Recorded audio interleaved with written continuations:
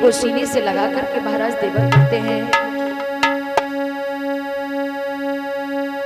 एक बेटी के दर्द को वही लोग समझ सकते हैं जिन्होंने एक बेटी के पीले हाथ कर लिए होंगे। बेटी का दर्द क्या होता है। वो धन्य है माता पिता 20 साल 22 साल 25 साल के पौधा को सींच करके बड़ा कर देते हैं, 25 साल का पौधा बना देते हैं। धन्य है वो माँ बाप उस पौधा को फिर किसी दूसरे के आंगन में जाकर के लगा देते हैं। बेटी को सीने से लगाया और पिताजी देवर फूट फूट के रोए और एक बात कही, बेटा बाबुल घर मिले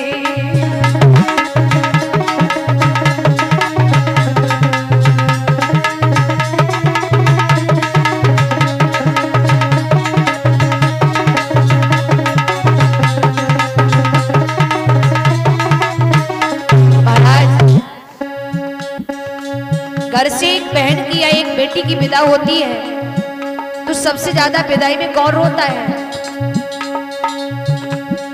भाई। उस भाई से पूछा जाए कि भाई तू क्यों रो रहा है? बहन जब तक घर में रही तूने चैन से उसे रहने नहीं दिया, हर समय झगड़ता रहता था, लड़ता रहता था।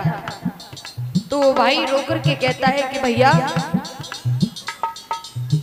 तुम ये सोच रहे हो कि हम बहन भाई का झगड़ा था, लेकिन वो हम बहन भाई का झगड़ा नहीं था, वो हम बहन भाई का एक प्यार था, एक प्यार था जो हम चूहे और बिल्ली की तरह घर में झगड़ते रहते थे। रो तो इसलिए रहा हूं जब जब मेरी बहन से मेरा झगड़ा हुआ होगा तब तब थोड़ी देर बाद मेरी वही बहन मेरे लिए भोजन की थाली लेकर के आई होगी और कहा होगा कि भैया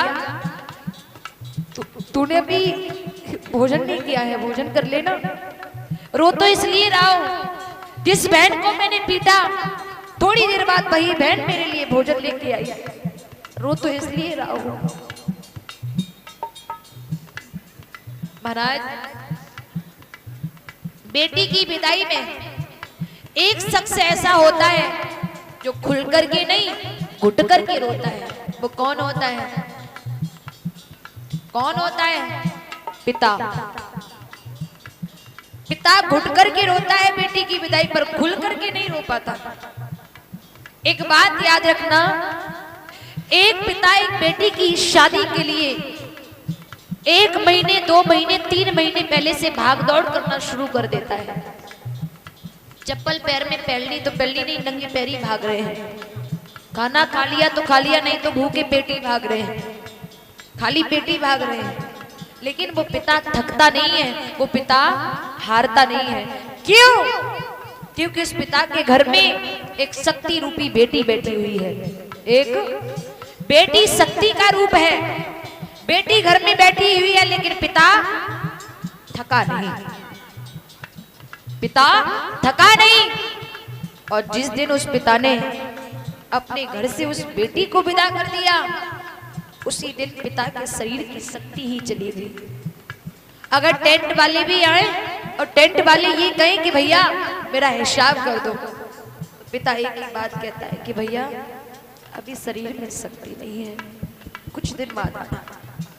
अभी शरीर में शक्ति नहीं है, कुछ दिन बाद आना। 3 महीने से भाग रहा है, पिता नहीं थका क्योंकि घर में शक्ति बैठी हुई थी, बेटी बैठी हुई थी।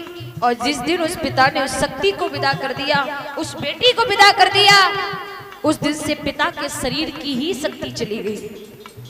एक बात याद रखना, पिता ही एक ऐसा शख्स होता है जो बेटी की विदा जिस दिन से कर देता है और उस दिन से जब तक जीवित रहता है तब तक अंदर अंदर घुटता है।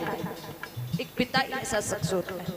आपने देखा होगा एक पिता एक बेटी के पीले हाथ कर देता है, तभी से ही पिता का शरीर गिरना शुरू हो जाता है।